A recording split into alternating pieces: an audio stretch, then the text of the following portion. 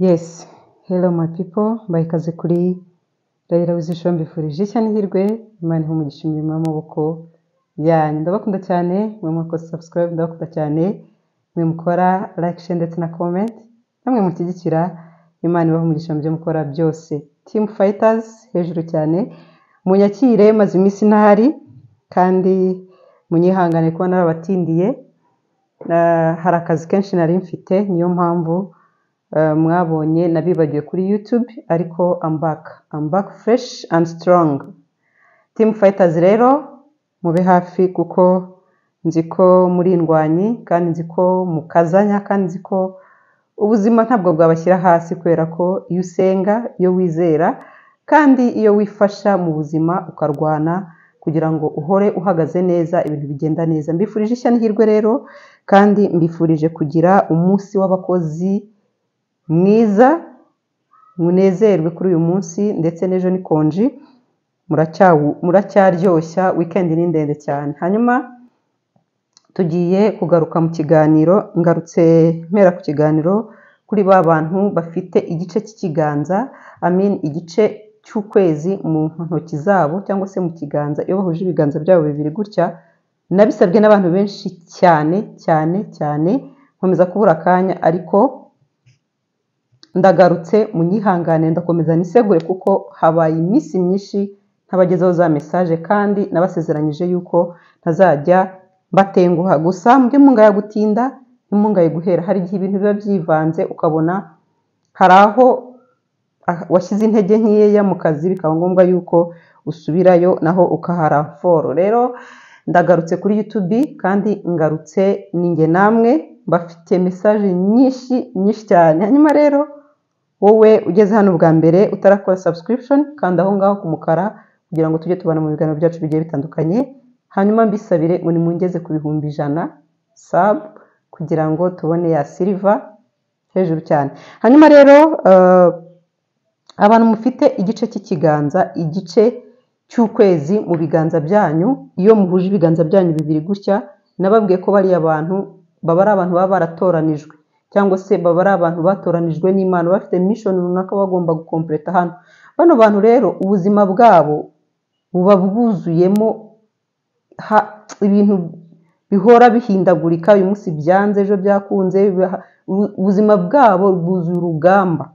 Yego buri wese ku isi afite urugamba, cyangwa se ahura n'urugamba rw'ubuzima, ariko bene ababo biba ari akamaramaza, biba birenze ibyo twebwe turi gutekereza. Ni ukuvuga ngo ubuzima bw'aba bantu buba bwuzuyemo intambara nyinshi, ibibarwanya byinshi, ibibananiza byinshi, ibibashyira hasi byinshi. Rero iyo aba bantu bakomeje guhura n'izi ngorane, abenshi bakunda kwibaza ngo ese ibi bintu bizarangira ryari? Ese bizarangira gute? Ese tuzahora muri ibi? Ese My dear, abantu mwambajije iki kibazo muri benshi, reka mbasubirize hano. Aba bantu rero hari imyaka runaka bageraho, ubuzima noneho ibintu bigasobanuka, ibintu bigatangira kujya ku murongo. Ibyo wabonaga byagucanga, gahoraga wibaza ngo kubera iki ibintu bihora bimeze gutya, kubera iki ibintu bihora biteye kuriya. Hari imyaka runaka ugeraho ukagera gute, ukaba watangira gushyikira nawe umugisha wawe, cyangwa se ugatangira kubona ibyiza utarwanya. Imyaka ya mbere rero y'ubuzima bwawe ugomba kubaho mu rugamba, ugomba kubaho mu ntambara. Ntabwo ari uko Imana ibikwanze, ahubwo ni uburyo bwo kugira ngo igutraining, cyangwa se ikurememo uwo wifuza, cyangwa se uwo yifuza yuko uzaba we. Niyo mpamvu uhora mu ntambara zidashira, uhora mu rugamba, uhora mu bintu by'ibibazo, mu nzitane. Rero iyo wigobotoye kubw'amahirwe ntibikwice, kuko aba bantu baba ari aba fighters. Niyo mpamvu natangiye mvuga ngo Team Fighters, abantu baba ari aba fighters. Iyo ubyigobotoyemo ibintu bigenda neza cyane. Ngo iyo myaka ni iyihe rero? Nimba tutararenga hano, reka nkubwire ngo andika, kanda subscription kuri tablet yawe, kuri telefone yawe, cyangwa se na laptop yawe, kugira ngo ubanze winjire mu muryango wa Raila Wizisho. Hanyuma dukomeze kubana mu biganiro byacu bigiye bitandukanye. Ni ubusabe, ntabwo ari itegeko. Nabasabye, ndacyabisaba, ndakomeza mbisabe, nimumfashe tugere ku bihumbi 100. Nagize rotari, nkeka ko tuba twaragezeyo, ariko nagize rotari ngenda gakeya, ariko bibaho ko umuntu ashobora guhuga mu mbabarire.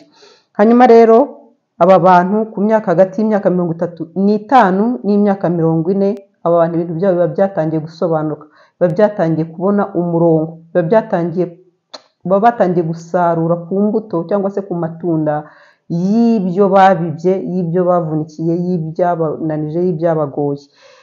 Ati hari impamvu runaka rero, hari impamvu nyinshi cyane zituma aba bantu kuri iyi myaka ibintu byabo cyangwa se ubuzima bwabo navuga ko ari bwo butangiye. Hari impamvu nyinshi zituma aba bantu kuri iyi myaka 35 na 40 ubuzima bwabo ariho butangirira. Impamvu uvuze ngo niho butangirira ni uko indi myaka yose baba barabaye mu kababaro, baba barabaye mu ngorane, mu nzitane z'ibibazo, ibintu bidasobanutse ku buryo nabo bicara bakabona ibintu byabo, ubuzima bwabo buracanganye, nyine nta busobanuro bufite. Ariko kuri iyi myaka 35 na 40 uba watangiye gushikira ibyiza Imana iguteganyiriza cyangwa se isanzure. Mu mpamvu rero nyinshi, iya mbere ni uko uba waratangiye kumenya cyangwa se waramajije kuba wa muntu ureka ibintu bikagenda. Kureka ibintu bikagenda ni ukuvuga ngo hari abantu usanga acigatiye ibintu cyangwa se agaguma afatira ibintu bitamufitiye umumaro, ibintu bidafite icyo bimumariye, ibintu bidafite ikintu bimwungura mu buzima, bidafite intambwe bimukuraho, bidafite, agahora afashe ibintu afite ubwoba bwo kurekura ibintu n'ibitamufitiye umumaro, agakomeza akabifata ahubwo binamuvuna. Rero kuri iyi myaka 35 na 40 uyu muntu aba yaramajije kumenya kurekura ibintu bikagenda, kandi kurekura ibyo bintu bikagenda ntabwo kiba ari igihombo nk'uko wabitekerezaga, ahubwo biba ari kureka gutanga umwanya w'ibyiza ukwiriye kugira ngo byinjire mu buzima bwawe. Hano urugero, ubushize natanze urugero ndavuga nti inzu irimo umupangayi, ese yabona abandi bapangayi bayisura? Oya. Nawe rero nimba mu buzima bwawe hari ibintu ushigate mu biganza, ufite mu biganza bidafitiye umumaro, none si byiza biraza bijye hehe? Biterurwa n'ibihe biganza? Kandi mu biganza byawe hari ibyo uteruye bidafite umumaro. Rero kuri iyi myaka uba wamajije gukamirika, nimba ariko nabyita, ukareka ibintu bikagenda, ugahereza umwanya w'ibyiza bishya bikinjira mu buzima bwawe. Impamvu ya kabiri rero ni ukuvuga ngo igihe ntabwo cyongera kugukontorora. Ugasanga umuntu hari igihe abaho ubuzima bwo kugira ngo akumva arashaka kubona ibintu byinshi mu gihe gito, ariko kuri iyi myaka 35 n'imyaka 40 uba wamajije gutuza. Nimba navuga ngo uba wamajije gushira amashagaga, uba wamajije gutuza ukareka igeno ryawe rikaza. Ari hahandi umuntu aba atangiye kuvuga ngo ibyanjye ntaho bizajya, n'ubundi bitinde bitebuke nzabibona. Kandi koko niko bigenda, hano igihe ntabwo kigushyira kuri pressure. Muri bw'iki kiganiro nigize kubaha ubushize nkababwira ngo ikintu abantu bafite bene iki kiganza gifitemo igice cy'ukwezi mu biganza byabo babihuje ari bibiri, bano bantu iyo ashaka gukora ikintu cyangwa se hari ikintu ashaka kugeraho cyangwa hari ikintu yifuza kubona, akagishyiramo shyuhe cyangwa se shyushyu, cya kintu ntigikunda. Ariko iyo atabyitayeho birakunda. Nuko rero bigenda iyo ugeze kuri iyi myaka, iyo utangiye kumva yuko igihe kitagomba kugushyira kuri pressure, ugire stress, ugire panic, ibintu birikora ukajya ubona byo ubwabyo byituramo byishyira mu murongo. Nuko ukuntu bigenda kuri iyi myaka, kuko uba waramajije kubona ibikunaniza byinshi, ibyakubabaje byinshi. Nimba navuga ko ubugeze aho unaniwe, nimba navuga ko ubugeze aho uvuga ati noneho reka habeho igeno rya Nyagasani, ni ukuvuga ngo ibintu birikora nta mbaraga zawe zibirimo, nta byo kongera gupanika, nta byo kongera kugira stress y'ibintu udafite icyo wahinduraho. Oya. Impamvu ya gatatu rero, uba wamajije kumenya ikintu runaka cyangwa se intego yawe runaka. Imyaka yabanje yose, hasi y'imyaka 35, uba wari wa muntu uba mu kajagari, uhora ukora ibintu by'akavuyo, uhora mu bintu by'akavuyo, ugakora ibintu ejo ukongera ugasimbukira ku bindi. Prove me wrong nimba mbeshya muri comment section. Abantu muteye gutya mugira akajagari mu mikorere ndetse no mu bintu, mu migabo n'imigambi mwarateganyije gukora, ugatangira ikintu wakigeza hagati ukabura kiretse ugafatira ikindi gutyo.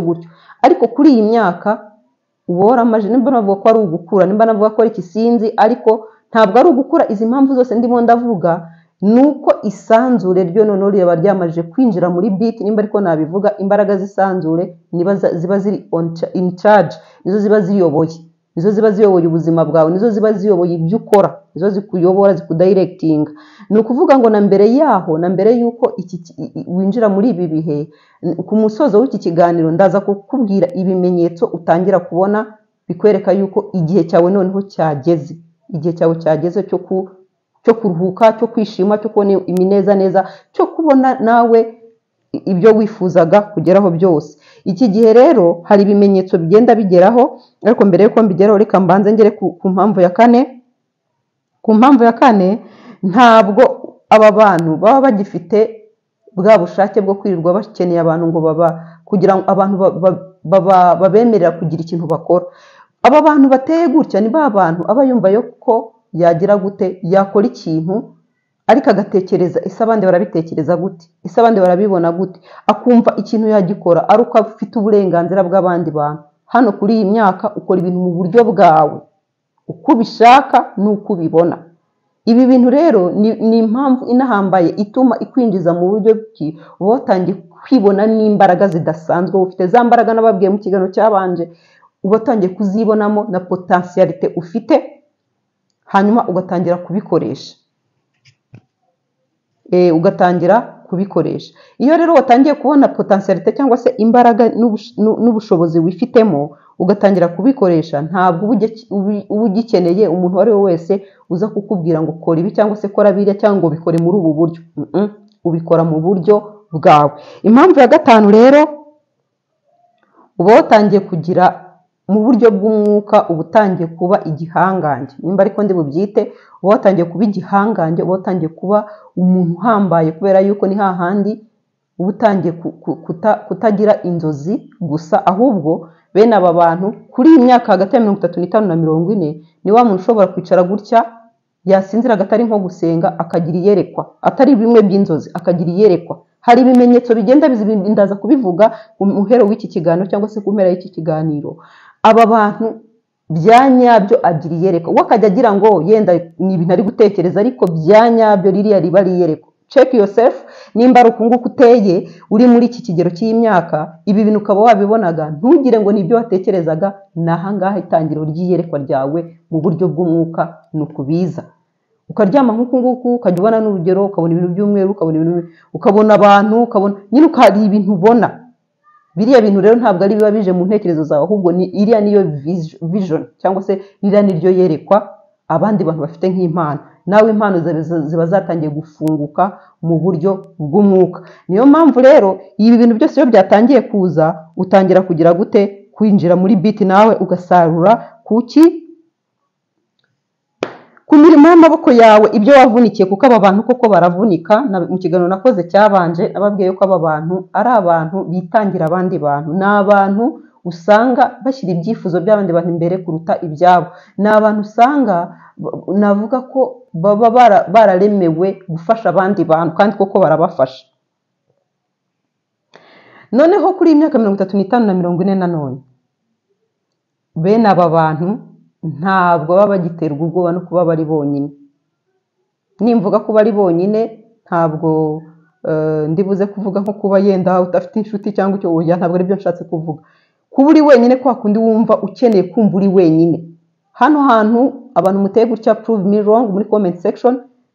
Ntabwo bene aba bantu yageze muri iki kigero cy'imyaka aba cyumva agikeneye kujya kuba mu bantu benshi, ari kumwe n'abantu, abakeneye kumva, atangira kugira ibyiyumva byo kumva yaba ari wenyine, akumva yakwitekereza, akumva bimuhaye amahoro, kumva ari ahantu ha wenyine, akituriza, yumva atuje ameze neza.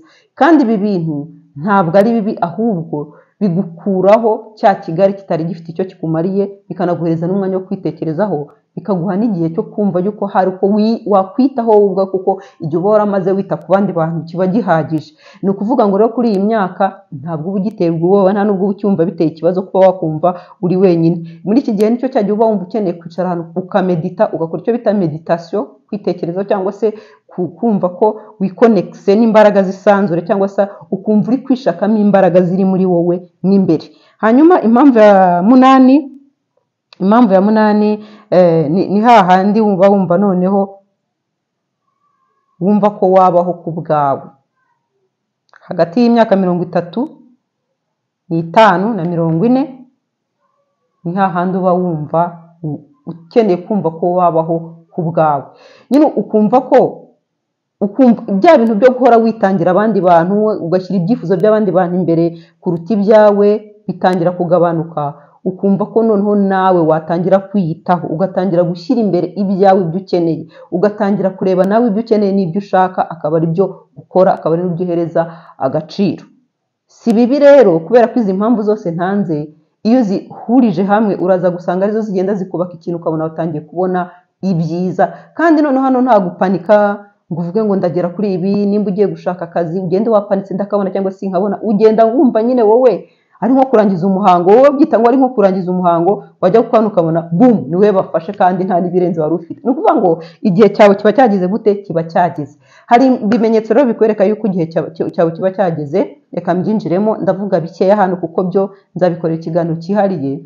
Ibimenyetso bikwereka yuko igihe cyawe cyageze, wa muntu ufite iki gice cy'ukwezi, ikimenyetso cy'igice cy'ukwezi mu kiganza cyangwa se mu rwara, nuko uzatangira kuryama urote indabyo, indabyo zisanzwe, ubona uri kubona indabo, ubona uri kubona utuntu tw'ubusitani, ubona biriya bintu, kurota indabo cyangwa kubona ubusitani, kubona natire ahantu heza, ni ikintu kikwereka yuko wavutse bundi bushya, ni ukuvuga ngo waje ubaye mushya, ugiye kwinjira mu bihe byawe. Ikindi utangira kurota isaha ariko igenda idahagaze, isaha cyangwa se igihe. Ni ukuvuga ngo icyo nacyo ni ikimenyetso kikwereka yuko winjiye mu bihe byawe cyangwa se wageze mu gihe cyawe, ugiye gutangira nawe kubona gusarura ku byo wabibye, gusarura ku byiza wamye wifuza kugeraho, gusarura ku byo wabonaga abandi babona wowe ubibona nk'inzozi ko bitazakunda, ariko nawe ukabona bitangiye kuza. Ikindi kimenyetso utangira kubona, utangira kwiyumvamo amahoro, ukumva nta bintu bikigustressa, nta bintu bikigushyira kuri panike, ibintu byose ukabifata nka mpamvu ntacyo bikubwiye, nubwo ibintu abantu bakabona ni ibintu bikaze bikomeye byakomeye, ariko ukabona nta birenze, nta bikomeye bihari. Nutangira kwiyumva muri ibi bihe, menya ngo igihe cyawe cyageze, igihe cyawe cyageze. Hanyuma impamvu ni nyinshi, zo ntabwo ndi buzigaruke kuko nzabikora ikiganiro byihariye, kuko hari byinshi byo kubivugaho, ntashaka ko iki kiganiro kiba kirekire. Reka mbabwire ngo ikiganiro gikurikira iki ngiki ndaza kubabwira ibiryo cyangwa se ibintu ugomba kwirinda kurya bene uyu muntu ufite iki kimenyetso cy'igice cy'ukwezi mu biganza, cyangwa se umuntu uba waratoranijwe. Hari ibiryo aba agomba kwitondera kurya, harimo n'inyama runaka, kuko inyama ushobora kurya inyama z'inyamaswa yakuriye ahantu ifite amahane, ziriya nyama burya mu buryo bw'umwuka. Niyo mpamvu rega buriya hari imico y'amadini amwe n'amwe mu myizere yabo batarya inyama, ugasanga hari iyo mico mu buryo bw'umwuka ikudevelopyemo ikindi kintu cyangwa se igushyizemo ikindi kintu. Ibi ndabikora ikiganiro cyihariye, mbaburire cyangwa se mbarabure ibiryo mutagomba kurya, ibintu mugomba kwitondera kurya. Abantu ushobora kuba unavuga ati ese kuki njyewe ndi muri iyi myaka nk'uko Raila yabivuze, ariko nkabona hari ibintu bikingoye.